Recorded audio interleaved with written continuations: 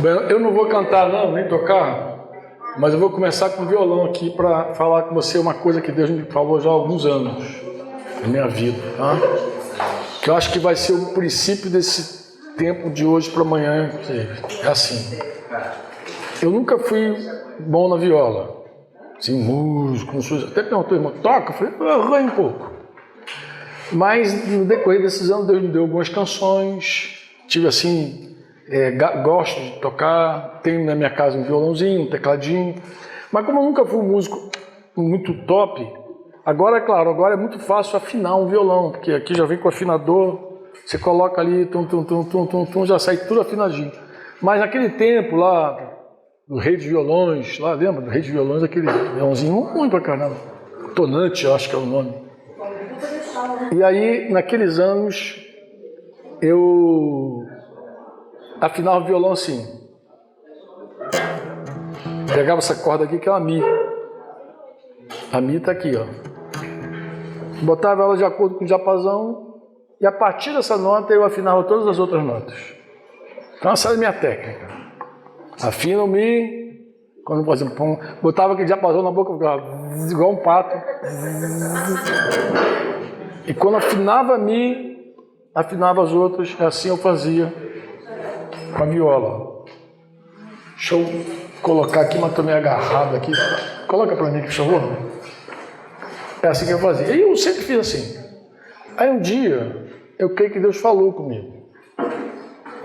Falou assim, olha, Franco, da mesma forma que você afina teu violão, você precisa olhar para a vida. Como assim? Você não vai afinar nada na tua vida sem afinar comigo. Você primeiro precisa estar afinado comigo. Se você afinar comigo, tu vai afinar tudo. Tu vai afinar com tua esposa, tu vai afinar com teus filhos, você vai afinar com a igreja, tu vai afinar. Quando você vê alguma nota desafinada, volta para mim. Sempre tudo começa comigo. Dele, por meio dele e para ele. O que eu vou falar agora parece óbvio, mas se ficar só na teoria não adianta, não resolve para nada. Mas é assim. Hoje também a gente conversou de manhã sobre isso. Quando você falta, por exemplo, em alguma área da tua vida, porque nós somos muito binários. Como assim binário? Às vezes a gente coloca uma coisa ou outra. A gente não tem uma terceira via, né? Tem gente que diz assim, trabalho e família. Tem gente que não conjuga trabalho e família. Ou está trabalhando, ganhando dinheiro, a família. Ou larga tudo e vai cuidar da família. Aí fica nessa coisa. E parece que o trabalho está sempre competindo com a família. E isso também passa na igreja, na obra. É a obra ou família?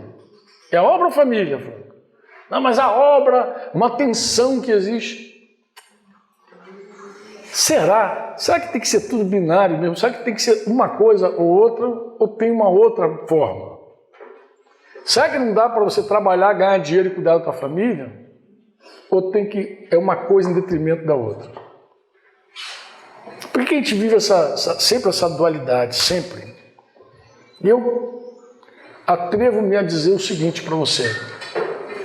Tudo começa com o Senhor. Essa é a grande realidade. Quando algo é negligenciado na nossa vida, pode ter certeza, nós fomos insensíveis à voz de Deus. Um homem, vamos começar com cabeça, que ele é o responsável, né? Quando ele deixa faltar alguma coisa para sua esposa, eu digo deixa faltar, não estou falando de coisas materiais, apenas estou falando de tudo, de presença, de conselho, de oração, de ajuda real. Quando de fato falta algo para ela, ou para os filhos, é porque no fundo ele já não está legal com Deus. Ele já desandou com Deus. Ele já está naquela correria, um estresse total. Aí é assim que funciona. Algo não está bem porque ele não está afinado com o papai.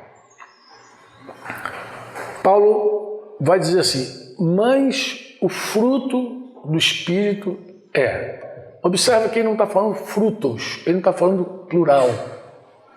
Por muitos anos, Isso desde que eu me converti. As pessoas falam muito de frutos. Eu lembro até qual era a didática que os irmãos usavam para ensinar. Usavam assim como se fosse vários frutinhos, depois vários gominhos. Mas a grande verdade é que Paulo está falando de um único fruto. O resultado do Espírito Santo na nossa vida é. Ou seja, a ação do Espírito Santo na nossa vida vai produzir. Vai produzir o quê? Amor. É. E ele também fala do fruto do Espírito, graças a Deus. Né? Quem não fala só das obras da carne, aquilo que a carne é capaz de fazer. Agora, tudo que ele vai falar agora depende do Espírito Santo. Aí começam as orações, aí começa o clamor, aí começa o estudo da palavra, aí começa de verdade uma vida devocional, aí começa a vida de igreja, aí começa a vida na obra, aí começa se aproximar da igreja para encontrar também modelos inspiradores, gente que nos inspira a viver daquele jeito que Deus quer. Isso é muito bom quando a gente encontra na igreja loucos por Jesus, gente que ama Jesus, gente que é afim de Jesus de verdade, não é gente que fica só falando, mas que vive, que você conhece a vida, que você sabe que ama Jesus, que também tem seus percalços, também tem problemas, também fica triste em algum momento, também vacila, também às vezes aparece alguma coisa da carne, né? Com aquele filme Senhor dos Anéis, de vez em quando o anel vai precioso, aquela vozinha que está dentro dele, precioso. Lembrando que o Senhor dos Anéis é uma literatura do Tolkien, o cara que pregou para C.S. Lewis, só para nortear vocês, não é uma obra qualquer, assim. Inclusive, existe até acho que um livro que diz assim, Entendendo o Evangelho no Senhor dos Anéis. O Senhor dos Anéis Senhor dos Anéis deveria ser, pelo menos, mais uma obra que quer pregar de forma mais cinzenta possível, embora C.S. Lewis é mais claro. Até que há um litígio de C.S. Lewis com Tolkien, porque Tolkien esperava que C.S. Lewis, que era quase um discípulo dele, fosse menos claro, fosse mais obscuro, e C.S. Lewis fazia uma obra mais clara, mais na lata, anunciava mais claramente Jesus. E Tolkien era mais cinzento, mais igual Gandalf, o mago cinzento lá, ele era mais cinzento. Mas assim, de vez em quando, precioso, também bate lá dentro. Mas é muito bom você conhecer gente que ama Jesus, gente que te inspira, gente que diz assim, cara, como é bom estar perto de fulano, como é bom ouvir ciclano, como é bom, puxa, uma fonte, como é bom beber desse coração, desse mistério, porque a vida que Deus ministra em nós, quando a gente está na comunhão com o Espírito Santo, tem fruto. Tem fruto. Ou seja, tudo aquilo que Jesus conquistou na cruz, como a gente cantava há muitos anos, tudo que Jesus conquistou na cruz é direito nosso, é nosso, é nosso. A igreja gosta muito de falar dessas conquistas que Jesus fez por nós. Mas na nossa debilidade, na nossa carnalidade, a gente esquece que o que Jesus fez por nós tem que ser visto em nós. Lembra que eu falei da paz? A paz está aqui também. Ó. O fruto do Espírito Santo, ele tem fruto. Ele vai dizer, é amor, alegria, paz. A paz que eu tenho com Deus, essa paz tem que estar em mim também, ela tem que ser vista. Eu tenho que vencer o meu dia a dia, das minhas ansiedades, das minhas pressões, por meio dessa paz que está no nosso coração. E não apenas isso, essa paz também tem que brotar com tanta força que eu tenho que trabalhar para ter paz com meus irmãos. Começa na minha casa. Imagina uma vida cristã onde você está em guerra com a tua esposa e depois quer ministrar paz à igreja. Isso é uma mentira, fake. É um negócio muito fake. Você precisa ministrar a paz, verdade? A paz tem que estar reinando. Nós nos esforçamos e trabalhamos pela paz. Porque essa paz que eu tenho com Jesus, ela está em mim e ela precisa fluir através de mim. E esse é o conceito claro, absolutamente claro, do reino de Deus na nossa vida. Como assim, Franco? O que Jesus conquistou por mim. Ele produziu em mim, ele ganhou o direito, ele me deu o direito de. Ele me deu vitória sobre o pecado. Tá bom, uma coisa é declarar vitória sobre o pecado, outra coisa é vencer o pecado. Outra coisa é eu ver na tua vida a vitória sobre o pecado. Amém? Porque o fruto ele tem que se manifestar em nós. Deus, ele não espera menos. Deus não derramou o Espírito Santo em nós para que fosse só para a gente falar em línguas, profetizar, aquela coisa, ter os dons. Não, ele quer fruto. Porque dom é irrevogável. Os dons de Deus são irrevogáveis. É provável que quando a gente batize nossa irmãzinha hoje, na água lá, se ela só não foi batizada com o Espírito Santo, quem sabe ela seja cheia do Espírito Santo já na água ali, começa a falar em língua. Você vê que é um presente de Deus. Deus dá para os seus filhos, Deus presenteia. E você recebe dons que se você não apagá-los, não deixar no cantinho, se você não reavivar sempre o dom que há em você, ele está lá, sempre está ali, ele é irrevogável.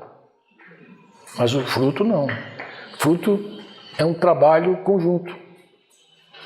Para que Deus produza fruto em mim, eu preciso morrer. O grão de trigo, João 12, quem se lembra? Caiu na terra. Se ele não morre, ele fica como? Só. Mas se ele morre, dá muito fruto. Por quê, Fran? Porque a vida está dentro dele. Ele cai na terra, a terra comprime a casquinha do grão de trigo até quebrar. Se ele não for um grão de trigo duro, se ele for duro, ele vai ficar solitário para a vida. Mas se ele não for durão, quebrar, a vida sai dele, aí dá outros. Não só trigo, dá outros, reproduz outra planta, reproduz vida, reproduz tudo. Porque a partir da morte a vida brota. E aí há uma contrapartida mesmo. Não dá para dizer em momento algum, isso aqui Deus vai fazer no automático e eu vou ficar aqui esperando até que Deus faça. Não, amado, tem uma contrapartida. É uma decisão, como eu falei, é escolha.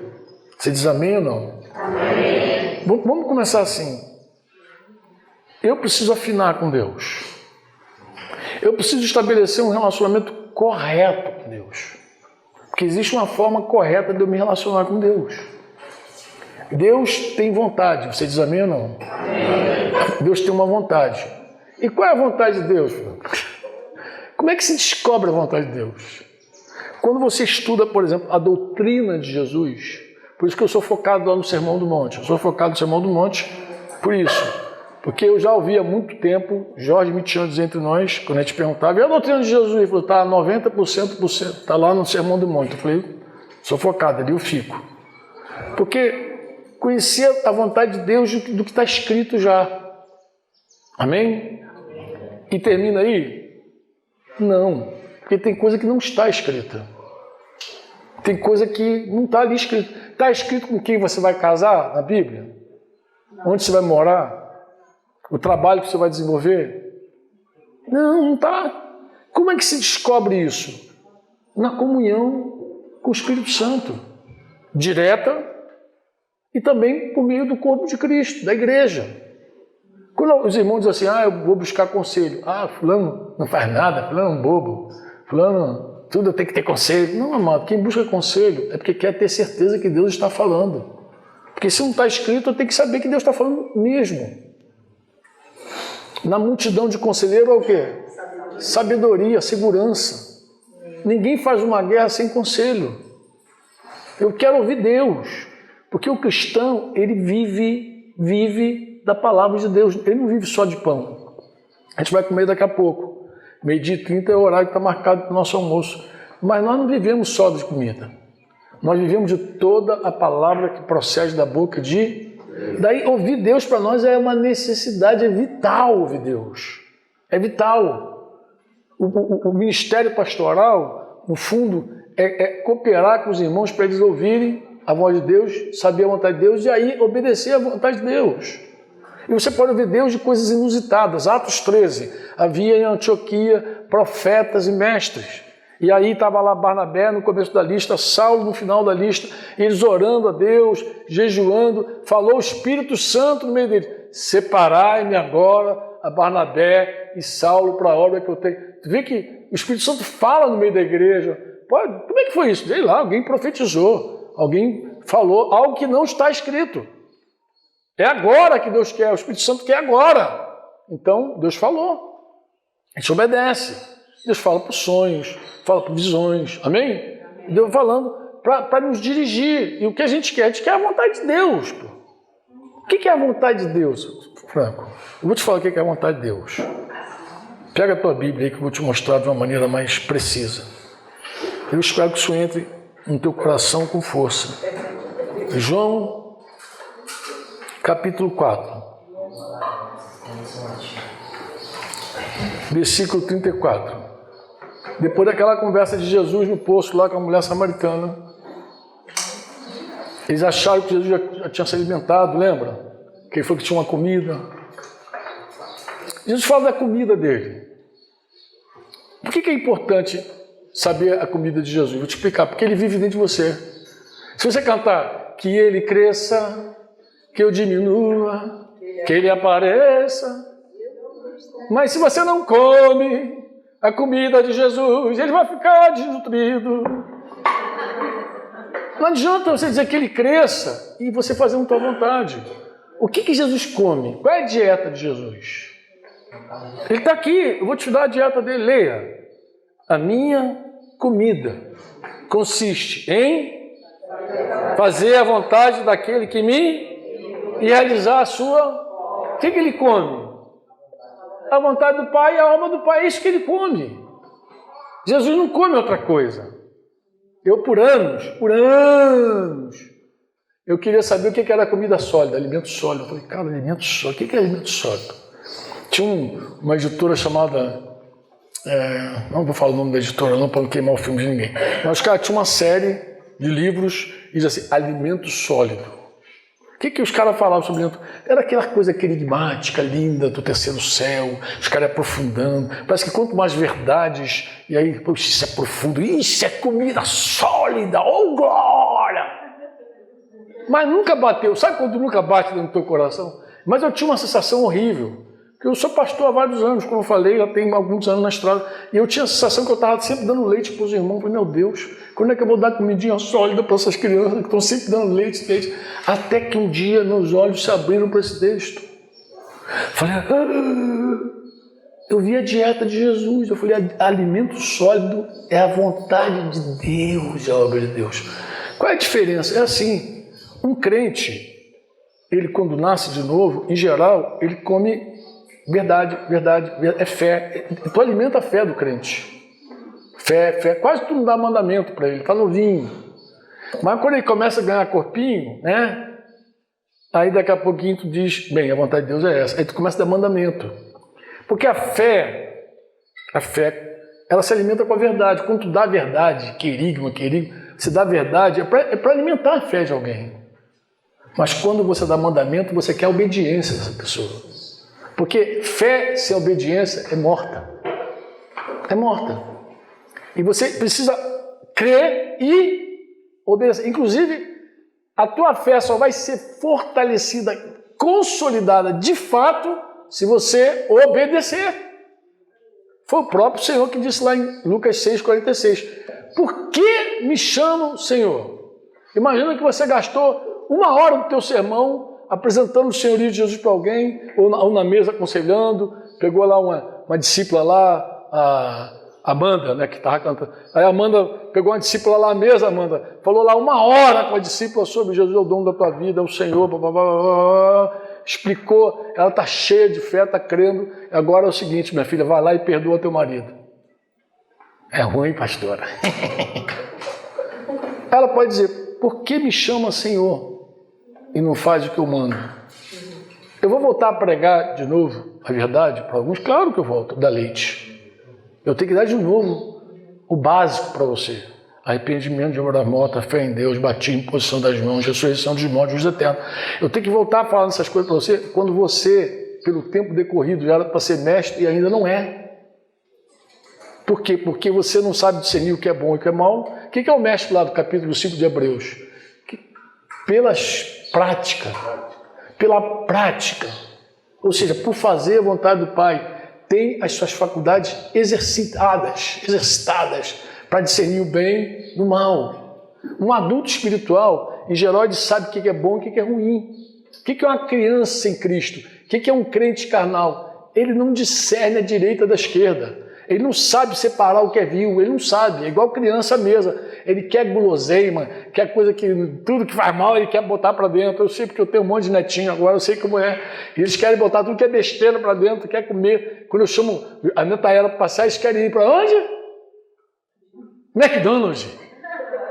A vovó vai levar isso para McDonald's. Eles ficam assim. Porque é assim, criança é assim. Criança não tem esse discernimento do que é saudável, do que não é saudável. É desse jeito. No reino espiritual é igual. Um crente carnal, ele não tem nenhum discernimento sobre a comida, sobre o que vai fazer. Mas o cristão que faz a vontade de Deus, nesse exercício de fazer a vontade de Deus, conhece a doutrina escrita, vive no poder do Espírito Santo para fazer. Além disso, ele ouve Deus nos conselhos, no discipulado, ele sabe qual é a direção de Deus para a vida dele, ele sai obedecendo, ele vai crescendo. E chega uma hora que ele tem discernimento, que ele sabe discernir o que é certo, o que é errado, o que é bom, o que é... mas pelo exercício. Mas o que é triste dessa jornada? É que de vez em quando a gente tem que voltar a pregar para a pessoa de novo. Eu não posso te ensinar. Pregar é uma coisa, ensinar é outra coisa, tá, mano? Queros para a pregação, didático para ensino. São duas palavras diferentes. É que a gente acha que é a mesma coisa, não. Quando eu sento contigo para pregar, é porque eu quero que você creia. Quando eu sento contigo para te ensinar, eu quero que você obedeça. Então, eu vou te falar qual é a vontade de Deus nesse assunto. Senta aí, pum, pum, pum, pum, pum, pum, pum, pum. Qual é a expectativa? Que você obedeça. Agora, olha como é que Jesus relaciona isso. Lucas 6,46. Por que vocês me chamam de Senhor e não fazem o que eu mando? Olha a relação de Jesus. Você recebeu a mensagem de que eu morri e ressuscitei para ser Senhor de tudo. Que eu vou voltar e vou julgar o mundo. Você crê nisso? Crê ou não crê? Crê ou não? Tu é crente, ou não é? Ele é o Senhor da tua vida, o dono da tua vida. Você canta, tu é meu dono, meu tudo, meu Senhor. Tu canta isso, canta entendendo, mas tu canta. Em suma, se isso é a tua declaração verbal de fé, é o teu credo, o que se espera disso? Que o Senhor mande. Se o Senhor não manda, ele não é teu Senhor. É você que é teu Senhor. Alguém é teu Senhor, mas não é o Senhor. Estava sentado uma vez com uma senhorinha que, sei lá quantos anos que ela estava andando entre nós, eu perguntei a ela assim, estava bem curioso, né? Eu falei, a senhora se converteu há quanto tempo? Uns 15 anos convertido.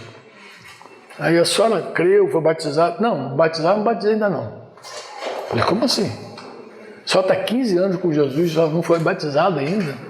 Ela, não tocou ainda, tocou. Eu falei, querida, aí eu fiz a pergunta célebre. Falei, quem é Jesus para a senhora?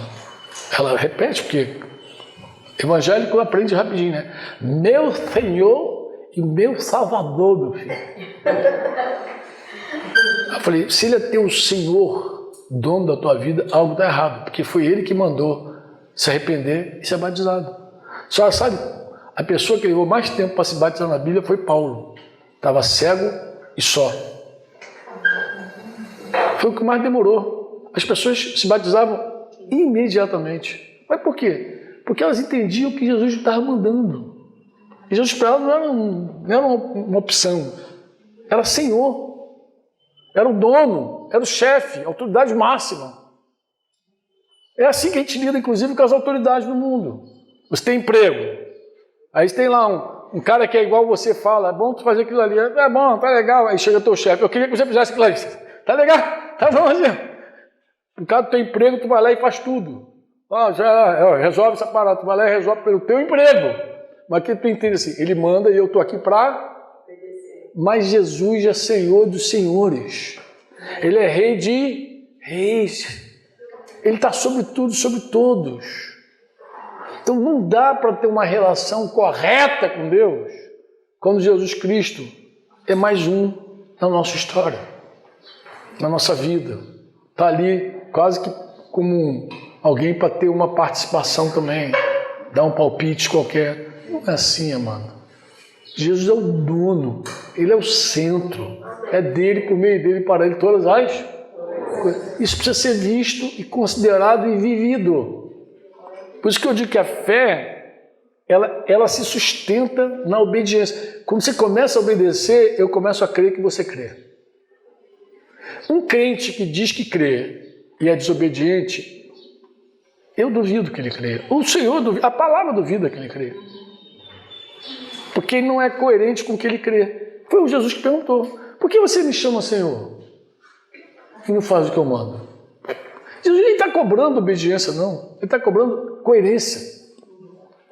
Ele está falando: que incoerência tua. Tu vive me chamando de Senhor, mas tu faz o que tu quer. Só que fazer o que eu quero, no contexto da igreja, eu estou alimentando quem? Meu espírito ou minha carne? Minha carne.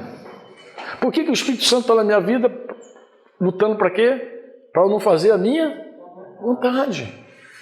Então, se eu faço o que eu quero, posso ser pastor, pode ser qualquer um, apóstolo, evangelista, profeta. Se tu faz o que quer, você está alimentando tua carne. Isso não alimenta teu espírito quando você faz aquilo que você quer. E é trágico. Eu me converti em 84. Eu comecei a pastorear quase por acidente. Comecei a apacentar, comecei a discipular sem entender o que eu estava fazendo. Mas passados alguns anos, eu me achava um cara consagrado. A Fonseca me conheceu bem jovenzinho, na FAB ainda. E nós éramos militares, servíamos juntos ali. E ele, acho que a maioria do pessoal diz: pô, Franco ama Jesus, ele quer Jesus. Sabe aquela fase que o cara quer tudo com Jesus? Eu estava assim. Mas uma vez Deus falou, me deu uma direção clara para a minha vida. Deus me deu uma ordem, uma direção. E eu decidi fazer o vídeo de mercador. Eu pensei: não, é assim, mas não é bem assim. E Deus falando comigo. Falou claramente, mas não falou algo que estava na Escritura. Embora ele usou a Escritura várias vezes para falar comigo do mesmo assunto. Deus falou algo que eu não queria nem conversar. Era sobre minha carreira, sobre minha vida, meu emprego. Eu não queria nem conversar. Eu falei: não, nem sobre isso, não, se eu estou casado. Eu dizia: se eu estou casado, tenho uma filha, minha mulher está grávida, coisa e tal. Vou isso para lá. Bora, segue a vida. O que eu não sabia? Eu não sabia, irmãos, que ao dizer não para Deus, fazer a minha vontade, eu estava alimentando quem? A quem? A carne. Eu não tinha noção do que eu estava fazendo. Não tinha noção. Até que um dia, em Campina Grande, eu acordei com uma voz dizendo: hoje você está por sua conta. Olha, nunca queira ouvir Deus dizer: você está por sua conta. Tua própria conta. Não queira ouvir. E aí comecei a provar a derrota. Rapaz, era horrível. Foi a primeira disciplina na minha vida. Comecei a provar a derrota. Olha, e era uma derrota após outra. E eu já não entendia mais. Eu buscava Deus. Eu entrava no meu quarto para jejuar. E quando eu ia jejuar, até jejuando eu pecava. De verdade. Era um fracasso. Eu achei que Deus não me queria mais. Achei que Deus tinha me abandonado. Deus me abandonou. Deus, cadê o Senhor? Onde está Deus? Não estou vendo Ele. Eu não sabia o que estava se passando comigo. Não sabia, Ney. E até para jejuar estava ruim, filho. Eu entrava para jejuar, daqui a pouco eu estava comendo. Quebrar jejum, quebrar voto, quebrar tudo. E Deus seguia falando comigo. Deus começou a mostrar a minha fragilidade, como a minha carne era frágil. Mas eu não estava entendendo, amados. Entendi.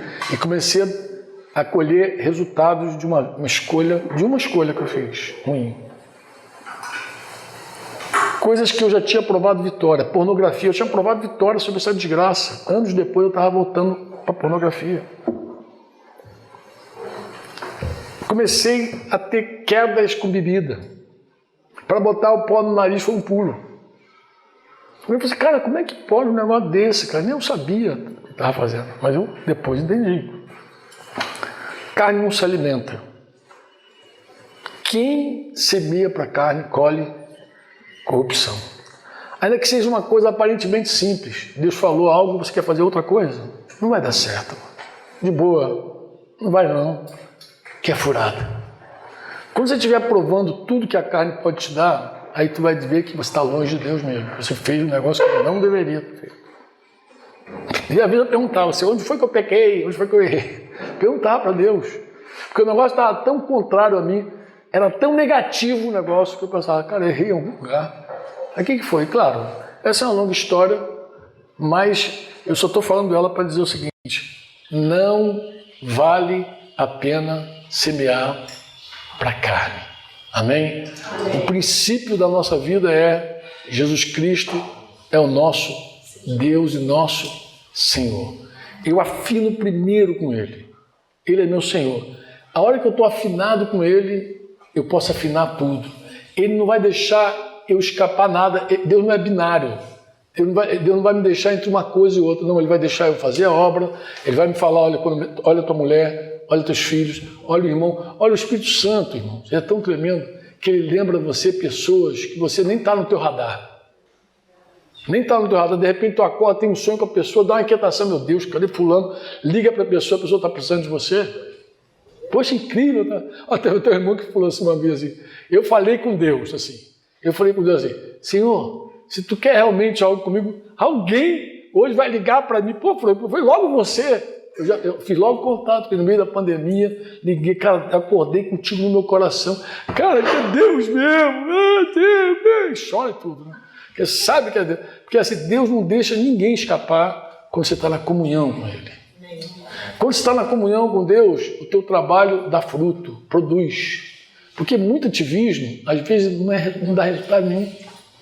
Às vezes tu trabalha, tu pega para a empresa, vai de manhã, de tarde, de noite, até de madrugada e resultado é pouco. Às vezes tu ganha, coloca um saquetel furado. É assim, a palavra já diz isso. Você ser um Senhor, se o Senhor está no centro realmente, até o fruto do teu trabalho vai embora. É furada. Bom é ter comunhão com Ele. Ele vai dizer tudo para você. Ele vai te estabelecendo. Ele vai dando um upgradezinho. Ele vai, vamos embora por aqui. Ele vai prosperando tudo que você colocar a mão. Deus prospera. Às vezes você nem foi tão intenso no trabalho, mas a produção foi alta. Você fala assim, cara, como é que fode, né? Deus, pô. Mas você teve tempo para tua esposinha, até deu para namorar, aí viu, né? Dá para namorar, de vez em quando namora, né, cara? Tem que namorar. Aí vai lá, vê as crianças, e não tem nada fora do radar de Deus. Nós não somos suficientes, irmãos, para cuidar da nossa esposa. Então, homem, me escuta, nós não somos suficientes. Olha, nós não somos suficientes para cuidar da nossa própria vida. Mas o Senhor é. Olha como é bom depender do Senhor. Feliz o homem que confia nele. Feliz o homem. Porque você descansa teu coração, você quer viver para Ele mesmo, fazer a vontade dEle. E aí a tua oração tem sentido. Porque você vai orar para ser cheio do amor. Tu vai orar para ser cheio do amor. Amém ou não? Amém. Você vai orar, Senhor, eu quero ser cheio do teu amor. Eu quero ser cheio do teu Espírito Santo. Tem coerência essa oração? Tu acha que o Espírito Santo está com essa oração ou não? Amém ou não? Senhor, eu quero ser cheio da tua alegria de novo. Me restitui a alegria da tua salvação. Se um dia deu ruim, pede a Deus, Senhor, eu quero alegria, Senhor. Alegria do teu reino, paz. Essa paz tremenda, eu quero ela. Você diz amém ou não? Amém. Eu quero ser longânimo. Eu quero ter paciência. Eu quero ser longânimo, Senhor. Olha como é que é oração linda. Eu não quero me irar com rapidez. Eu não quero me irar, me explodir. Senhor, Senhor, me ajuda em nome de Jesus. Eu quero ser benigno. Eu quero ser benigno, Senhor. Eu quero dar esse fruto. Eu quero que minha esposa veja como eu sou benigno, meus filhos. Quero ser cheio de bondade, de fidelidade, de mansidão, de domínio próprio. E contra estas coisas não há lei, pô. Não há lei. É um fruto. É um resultado de uma vida presidida pelo Espírito Santo. O tema aqui que eu quero de hoje bater com vocês e terminar agora é assim, é desse jeito, irmãos, olha, desse jeitinho. Guarda. Nós podemos ter uma vida presidida pela carne. Com toda aquela obra lá que você já conhece, está ali, e mais algumas que não estão ali relacionadas ali por Paulo. E você pode ter uma vida presidida pelo Espírito. Lembre-se, Paulo está escrevendo para uma igreja. Paulo não está falando com ímpio.